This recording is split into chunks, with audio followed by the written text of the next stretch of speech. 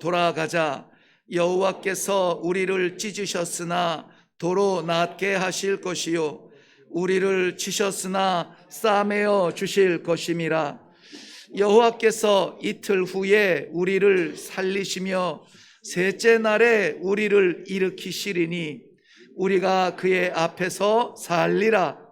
그러므로 우리가 여호와를 알자. 힘써 여호와를 알자. 그의 나타나심은 새벽빛같이 어김없나니 비와 같이 땅을 적시는 늦은 비와 같이 우리에게 임하시리라 하니라. 아멘. 아멘. 네, 오늘 저는 본문 말씀의 제목으로 돌아가자, 돌아가자, 오늘 본문에 나와 있는 그대로 올렸습니다.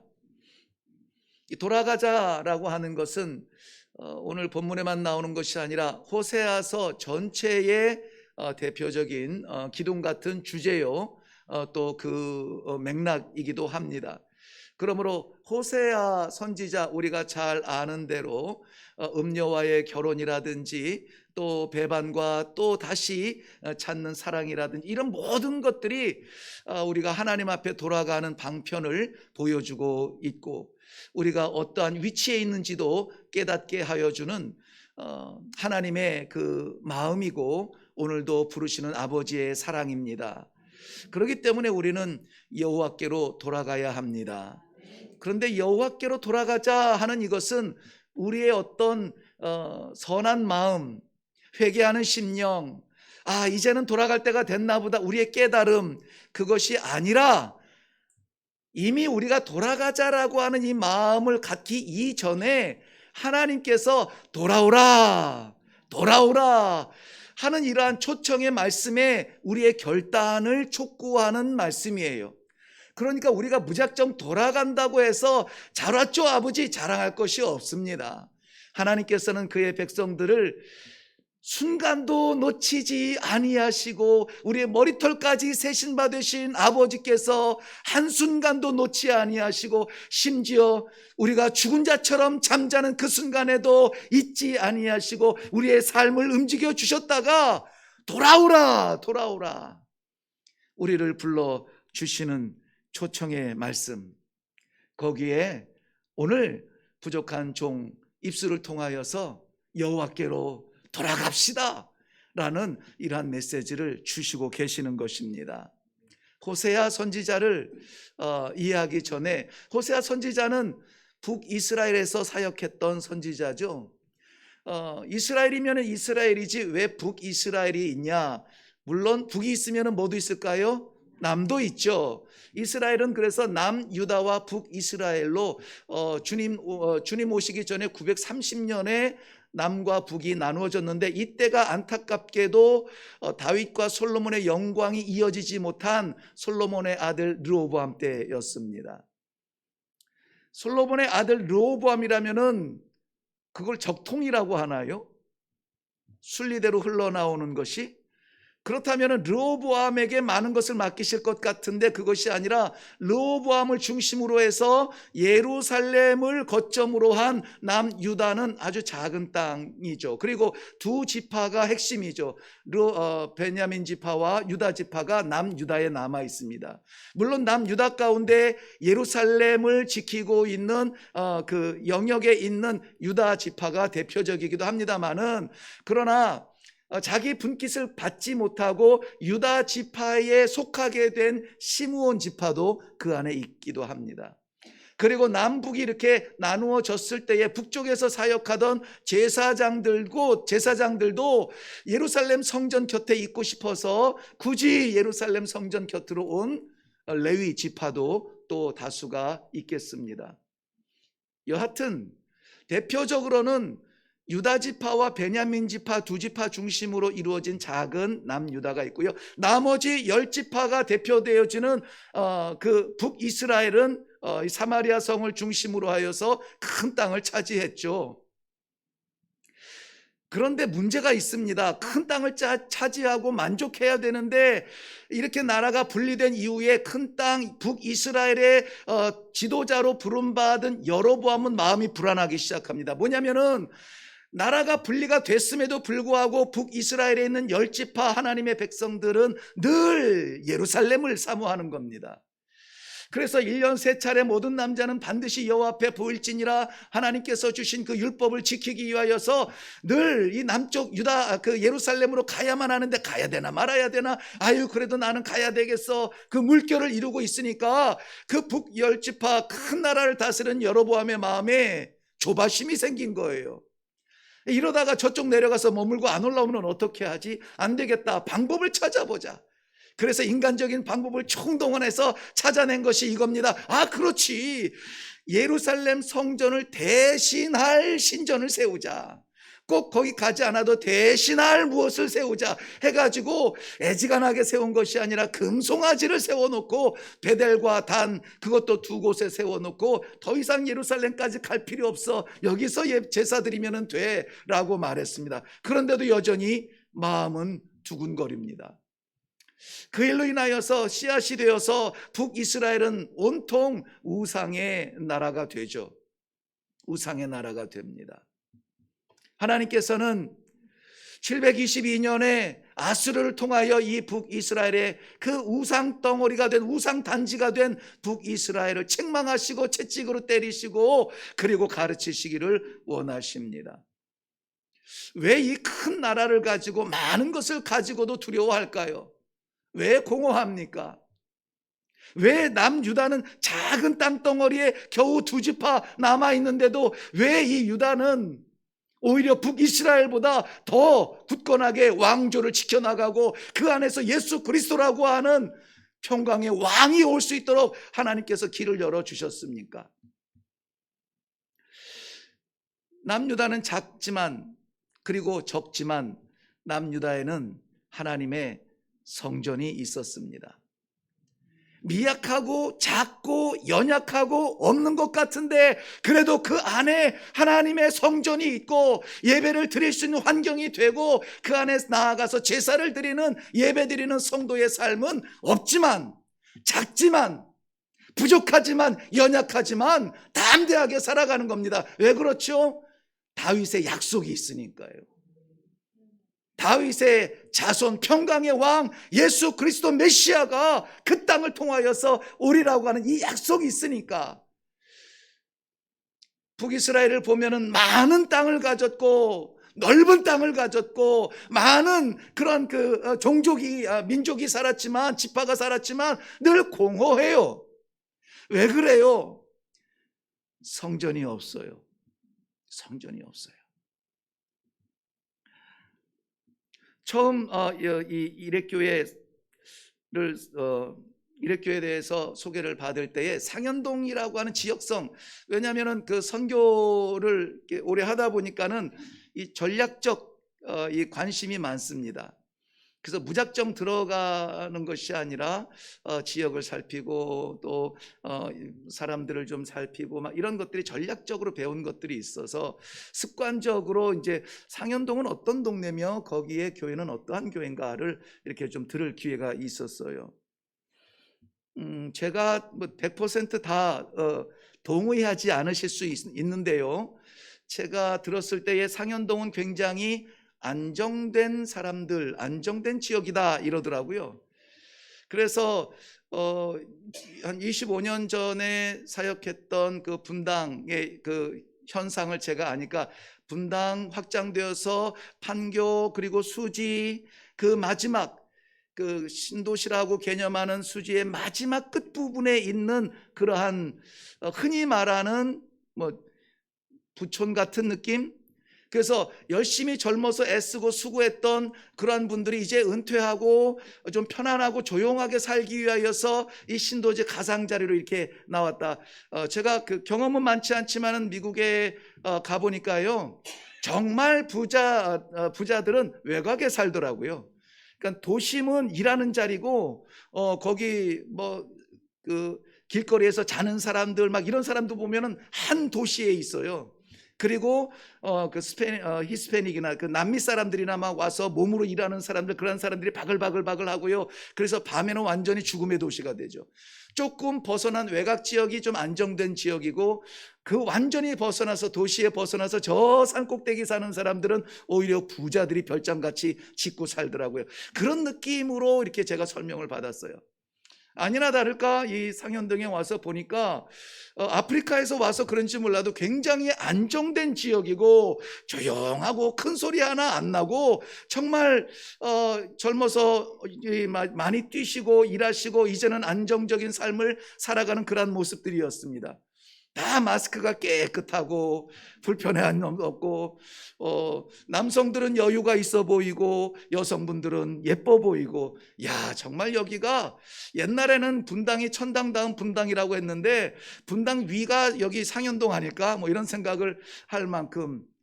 그런데 지나면서 제가 그 실속을 들여다보고 느낀 것은, 접촉하는 느낌이 뭐냐면 공허하다는 거예요. 공허하다.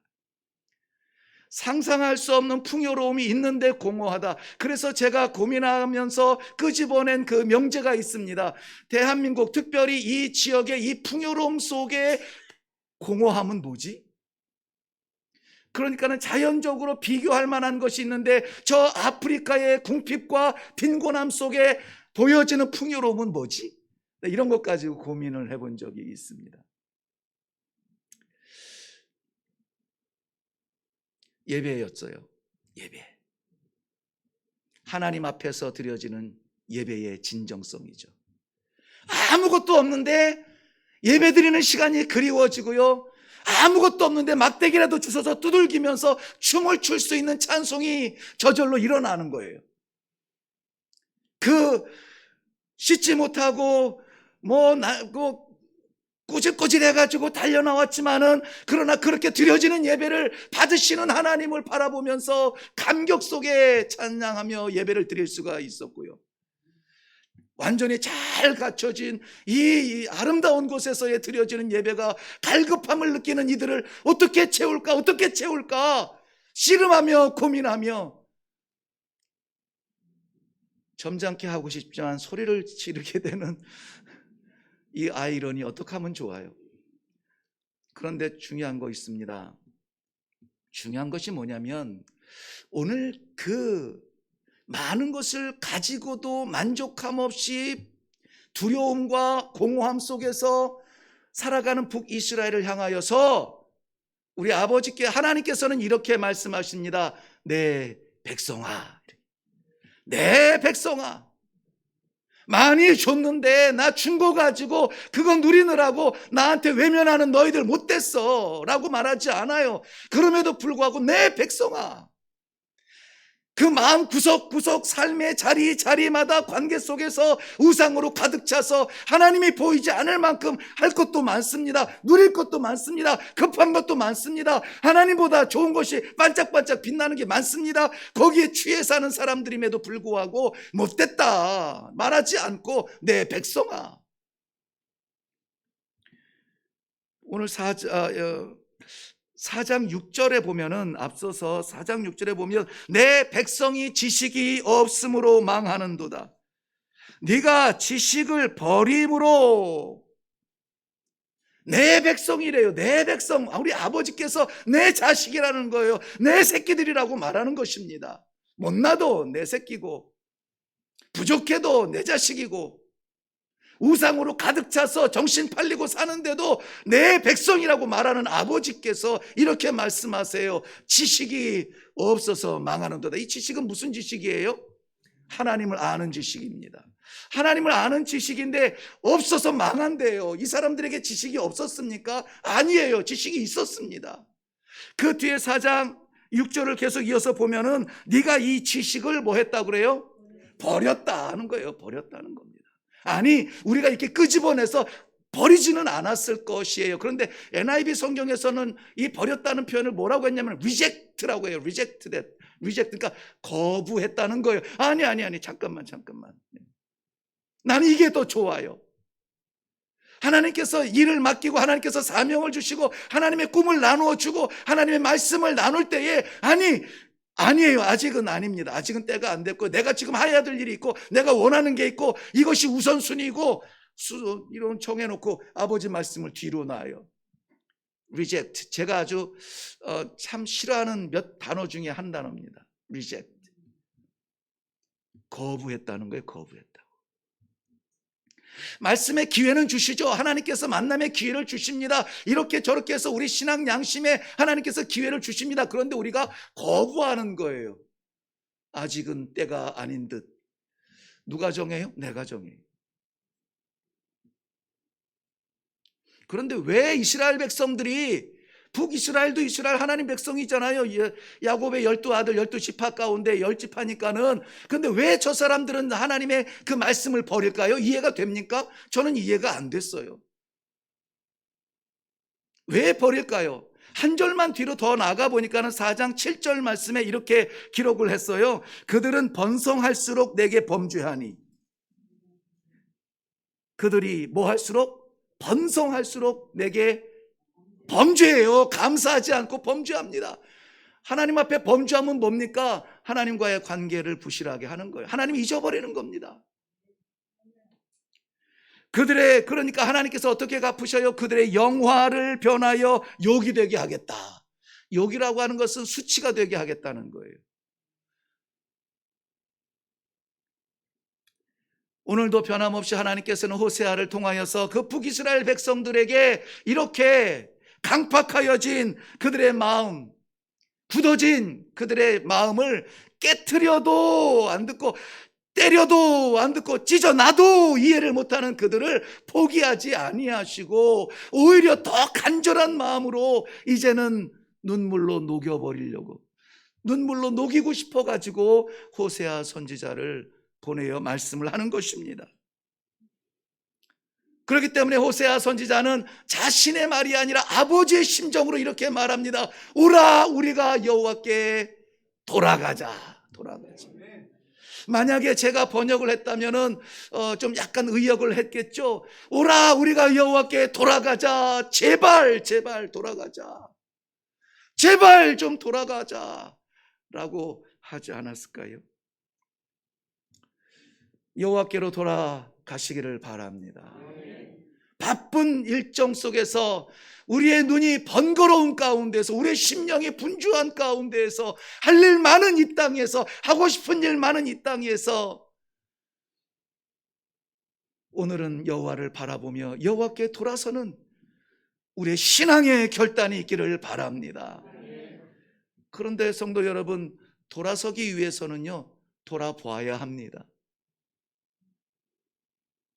우리 여호와 하나님께서 부르실 때에 가시던 길 멈추고 돌아서서 주님과 눈맞춤이 있기를 바라요. 그러면 왜 우리에게 돌아오라고 했는지, 왜 우리가 돌아섰는지 이유를 알게 됩니다. 인간, 우리 지상의 법칙은 이렇죠. 이유가 있어야지 돌아서죠. 이해가 돼줘야지 돌아서죠. 그러고 나서 이유가 타당하면은 그래 맞아, 알았어요, 한번 해보죠 하고 이유가 나에게 이해가 되어지면은 돌아서는 것이 우리의 생각이라면은 아버지 믿음의 질서는 그게 아니에요. 이해가 되든 안 되든, 내가 깨달아지든 안 깨달아지든 하나님께서 돌아오라 그러면 돌아가야 되는 거예요. 돌아서면은 이래서 나를 부르셨구나. 그때 이유가 생겨요. 그게 성경적 방법이에요. 그게 믿음의 방법이죠. 그래서 세상에서 보면 믿음은 좀 미련해 보입니다. 밑도 끝도 없이 돌아선대요. 밑도 끝도 없이 아멘 한대요. 그런데 아멘은 내가 할 수 있어서가 아니라 그렇게 되기를 원합니다. 우리 마음의 고백이라 그것을 이루시는 이는 하나님이십니다. 왜? 내 시간과 내 건강과 내게 허락하신 모든 환경의 주인은 내가 아니라 아버지시기 때문에 그래요. 내가 주인이라고 생각하는 것서부터 우리는 소설을 쓰기 시작하는 것이죠. 하나님께서 나의 주인이라고 생각하는 것에서부터 우리는 신앙이 시작이 되어집니다. 우리는 하나님께 돌아서야 돼요. 이유를 말씀드릴까요? 무작정 다 돌아서신 분들이겠지만은 그래도 오늘 본문 말씀에서 보여주는 그 이유는 그 길만이 사는 길이기 때문에 그렇습니다. 하나님 앞으로 돌아서는 길만이 사는 길입니다. 하나님 아버지를 바라보는 순간이 사는 순간입니다. 시편 16편 1절 말씀에는 하나님이여 나를 지켜주소서 내가 주께 피하나이다. 11절 말씀에는 주께서 생명의 길을 내게 보이시나니 주의 앞에는 충만한 기쁨이 있고 주의 오른쪽에는 영원한 즐거움이 있나이다. 주께 피하는 자에게 주님께서 생명의 길을 열어주셨다고 했습니다. 이것은 100%예요. 안 열어주시면 어떡하지? 사탄의 유혹입니다. 하나님께서는 자기를 바라보는 백성들에게 응답하여 주시고 그 손을 놓지 아니하시고 인도하여 주시고 세워주시고 사용하여 주시고 영광을 받으실 줄로 믿습니다. 제 바람이 아니라 성경이 시편 16편 11절 말씀에 주께서 생명의 길을 내게 보이셨다라고 말씀해 주고 있어요. 나는 이 성경 믿을래요. 세상이 뭐라고 하든지 간에 내가 얼마나 부족하든지 간에 사람들이 나를 뭐라고 판단하든지 간에 나는 이 말씀 믿을래요. 여호와께 피하는 자는 생명의 길로 인도하심을 받을 것이다. 이 생명은 영원한 즐거움이라 했으니 영원한 것이 보장이 되어 있는 겁니다. 우리가 왜 하나님께로 돌아가야 됩니까? 하나님께서 우리를 지금도 부르시는 거예요. 아버지가 나를 불러요. 아버지가 나를 불러요. 아들아, 아들아, 딸아. 아버지가 불러요.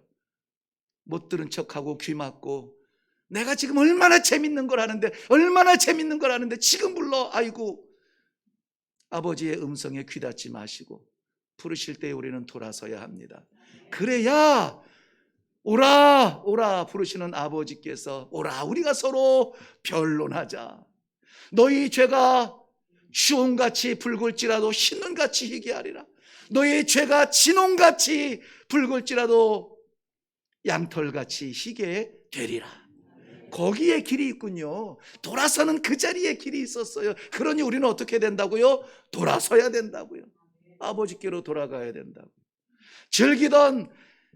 즐기고 재밌고 시간 나고 깔깔거렸던 그 모래성, 우리 다 해보셨죠? 어렸을 때에 두꺼봐 헌집 줄게 새집 따오. 하루 종일 두꺼비 두들겨요. 그래도 엄마가 얘야 밥 먹어라 그러면 어떻게 됩니까?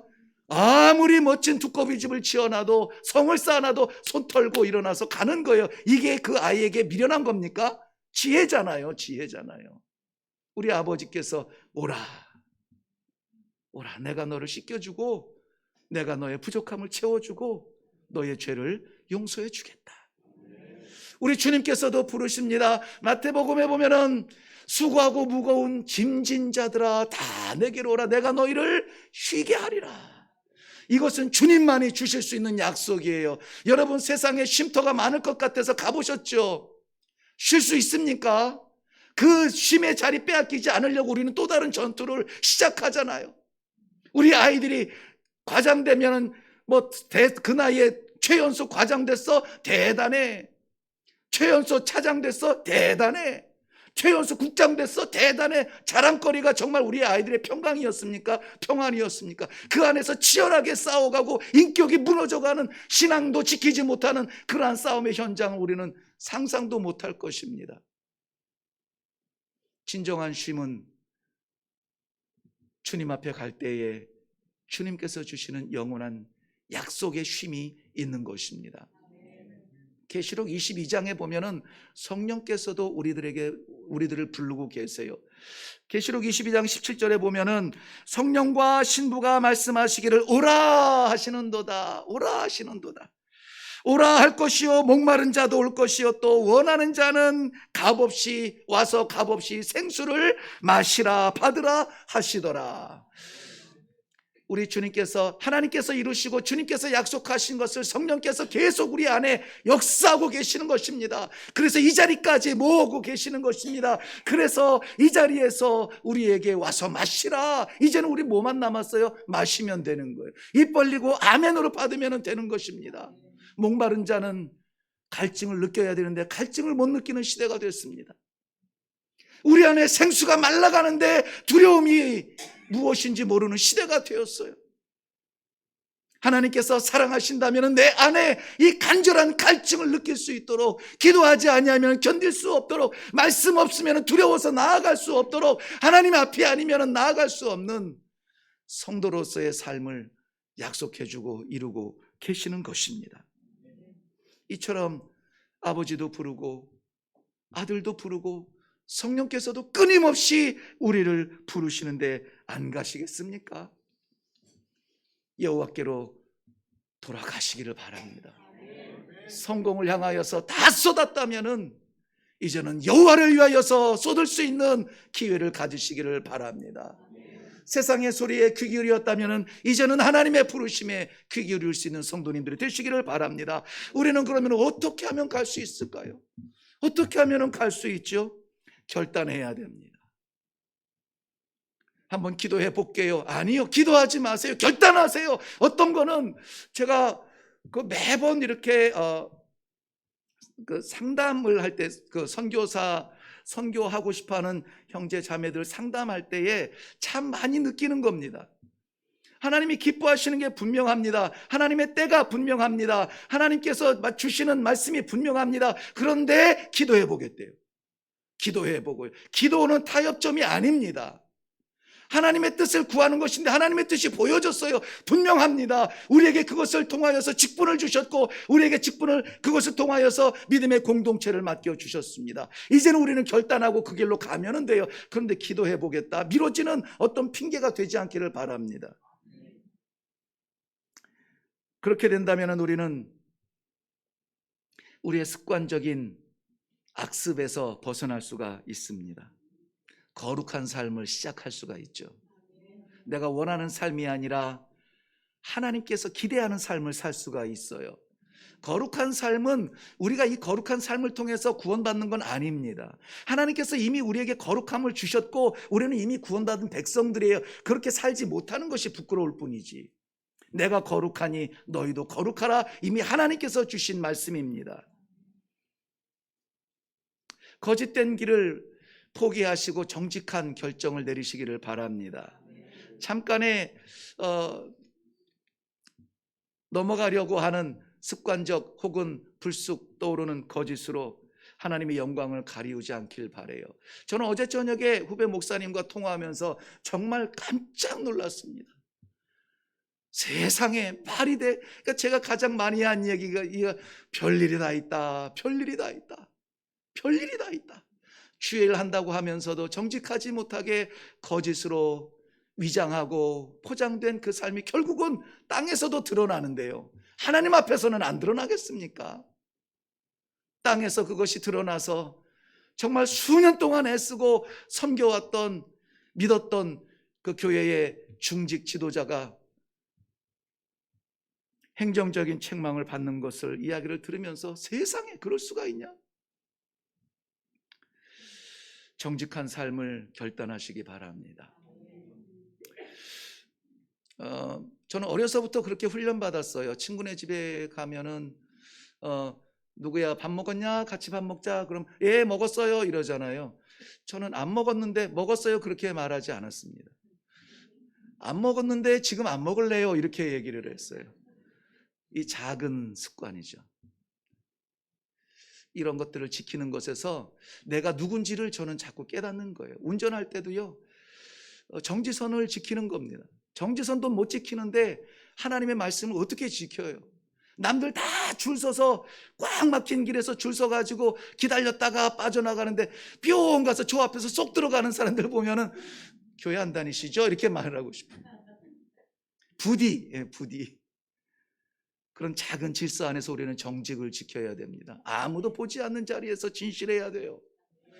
유익이 있느냐 없느냐를 떠나서 우리는 진실해야 되는 것입니다. 진실은 대단한 것 아닙니다. 태극기 흔들고 애국한다고 이 총뿌리 앞에서 대한민국을 외치는 것만 진실이 아니라 우리 삶의 현장에서 진실하게 사는 모습, 이걸 하나님은 놓치지 아니하신다는 것이죠. 어떻게 돌아갈 수 있습니까? 우리의 무질서한 삶을 포기하고 방종하며 방탕한 삶에서 스톱! 이제는 그만! 돌아서서 아버지의 말씀의 빛 앞에 설 수 있기를 오늘 우리는 결단해야 합니다. 불신앙은 혼란을 줍니다. 이게 옳은지 저게 옳은지 혼란이 있다면 하나님의 말씀이 희미해서 혼란이 아니라 우리의 신앙이 연약하여서 혼란이 오는 것입니다. 그렇기 때문에 우리는 늘 이것을 바로잡을 수 있는 자리에 있어야 됩니다. 예배의 자리예요. 이것이 고백되어지는 자리에 있어야 됩니다. 찬양의 자리입니다. 이것이 나를 누르고 하나님의 백성으로 일어날 수 있는 그러한 자리에 있어야 됩니다. 기도의 자리예요. 이것이 분명하게 내 생각이 아니라 아버지 뜻이군요 깨닫는 자리에 있어야 됩니다. 말씀의 자리입니다. 지난 한 주간 동안에 얼마나 많은 순간, 하루 24시간이면 일주일이면 몇 시간일까요? 좌우지간. 그 시간 동안에 우리는 말씀의 시간에 몇 분을 가졌으며, 기도의 시간을 몇 분을 가졌으며, 찬송의 시간을 몇 분을 가졌으며, 구체적으로 분명하게 하나님 앞에서 보고할 수 있는 재료가 있으십니까? 그것이 하나님 앞에 돌아가는 방법이라는 것이죠.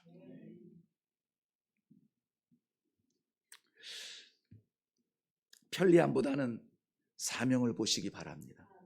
익숙한 자리보다는 사명의 자리로 나아가야 가정을 살리고 회사를 살리고 교회를 살리는 거예요. 마태복음 7장 13절 말씀 보면은 좁은 문으로 들어가라. 멸망으로 인도하는 문은 크고 그 길이 넓어 그리로 들어가는 자가 많고 생명으로 인도하는 문은 좁고 길이 협착하여 찾는 자가 적음이라. 똑같은 얘기를 반복하고 있어요. 무슨 얘기입니까? 좁은 문으로 들어가라. 좁은 문은 뭐죠? 불편한 거예요. 불편한 겁니다.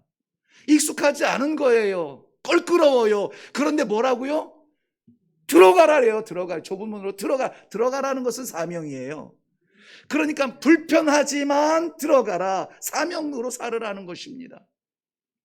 멸망으로 인도하는 문은 크다는 말은 뭡니까? 편리한 거예요. 익숙한 겁니다. 불편하지 않은 거예요. 그런데 그 끝은 뭡니까? 멸망이래요. 그래서 우리 주님도 그렇게 말씀하신 것입니다. 세상에서 성도 믿는 자들은 고난을 당할 것이다. 핍박을 당할 것이다. 그러나 울지 말라. 그러나 좌절하지 말라. 내가 이미 다 이긴 싸움이다. 그래서 주님의 그 말씀을 나는 그대로 믿어서 나도 우리 성도들, 우리 신앙을 공유하는 우리 신앙의 동지들에게 그렇게 말하는 겁니다. 불편한 신앙생활을 하세요. 편리하고 남는 시간 하겠다고 모이겠다고 하지 말고, 정말 이거는 나한테 없어서는 안 되는, 그 없어서는 안 되는 걸 한번 버려보세요. 정말 없어서 안 되는지. 진짜 없어서 안 되는 게 뭡니까? 하나님이잖아요. 우리 주님이잖아요. 그것이 아닐 거라고 착각 주는 것이 사탄의 유혹이잖아요. 돌아서는 것은 우리에게 여간 힘든 일이 아니에요. 불편한 일이 아닙니다. 그런데 돌아서면 하나님께서 이렇게 아름다운 선물을 주십니다. 어떤 선물일까요? 1절 말씀 보세요. 오라 우리가 여호와께로 돌아가자. 여호와께서 우리를 찢으셨으나 도로 낫게 하실 것이요 우리를 치셨으나 싸매어 주실 것입니다. 아멘. 여기 도로라는 말이죠. 도로. 이거는 본래대로예요. 원래대로. 창조의 목적대로. 어떤 겁니까? 하나님과의 하나됨이죠. 오늘 오후 예배에도 우리는 구원론에 대해서 말씀을 나눌 건데요. 거기에도 이 말씀이 동일하게 적용이 됩니다. 어려움을 딛고 익숙함을 버리고 즐겁지만 행복하지만 쾌감이 느껴지지만 죄악과 그 세상 것인 것을 내려놓고 아버지께 돌아서면은 하나님께서 싸매어 주신다는 거예요.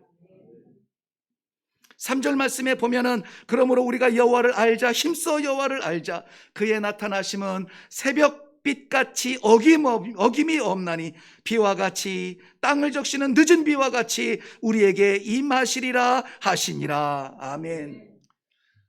아무리 눈바람 몰아치고 하늘이 시꺼매도요, 보이지 태양이 없다고 하더라도 태양은 반드시 떠 있습니다. 우리 주님의 치유하심과 우리 주님의 우리를 치료하심은 이것처럼 분명하다는 것입니다. 여기 성경에서는 비와 같이, 특별히 늦은 비와 같이 그렇게 설명을 했어요. 이스라엘은 광야지대입니다. 사막지대가 어느 정도 있는지 모르겠지만 전체적으로 사막은 아니에요. 광야예요. 저희가 살던 아프리카도 사하라 사막은 아닌데 사하라 사막 이르기 전에 광야에서 살아봐서 압니다. 이 광야는요, 비가 없으면은 살 수가 없어요. 하나님께서 아무리 광야라고 하여도 비를, 이른 비와 늦은 비를 주셔서 먹을 식물을 나게 하시는데요, 이스라엘도 마찬가지예요. 1년에 2번 비가 온대요. 근데 1년에 두 번 비가, 이른 비가 오고 늦은 비가 오는데, 이른 비는 보통 우리가 생각하는 가을에 10월 달에 이제 오는 비가 이른 비예요. 그 비가 오지 않으면 딱딱하게 이 굳은 땅, 광야 땅에다가 뭘 심을 수가 없어요.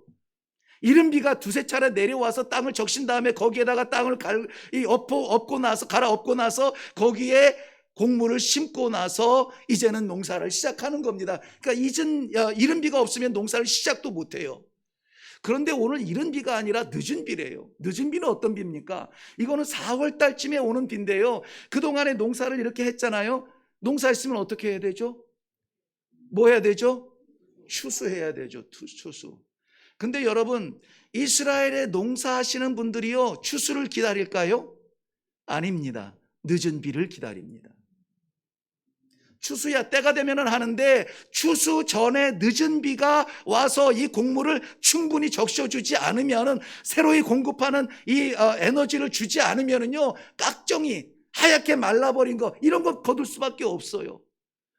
그러니까 이 늦은 비는 어떤 때 오냐면은 추수 직전에 이것을 풍요롭게 하는 축복의 비예요.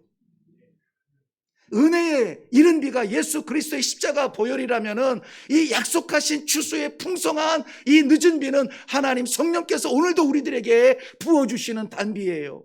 이거 없이 어떻게 사시려고요? 이거 없이 살 수는 있어요. 그런데 쭉정이를 거둔다니까요. 껍데기를 거둔다니까요. 쭉정이는 어떻게 합니까? 밖에다 내다가 불태워라. 우리 모든 성도들이 다 알곡 되기를 바랍니다. 여호와 앞에 돌아가자. 호세아서 13장 14절 말씀은, 내가 그들을 수월의 권세에서 속량하였다, 건져주셨다. 사망에서 구속하였다. 사망아, 내 재앙이 어디 있느냐? 없어졌다. 수월아, 내 멸망이 어디 있느냐? 없어졌다. 뉘우침이 내 앞에서 숨으리라. 우리의 모든 연약함과 죽을 수밖에 없는 그러한 불편함, 괴로움과 이런 것들이 우리를 괴롭히지도 못하게 다 없어졌다는 것입니다. 그러니 이제 돌아선 주님을 향하여서 담대하게 나가기만 하면 되는 겁니다. 말씀하여 주옵소서, 종이 듣겠나이다. 말씀드리면 나아가기를 바랍니다. 사랑하는 성도 여러분, 여호와께 돌아서시기를 바랍니다.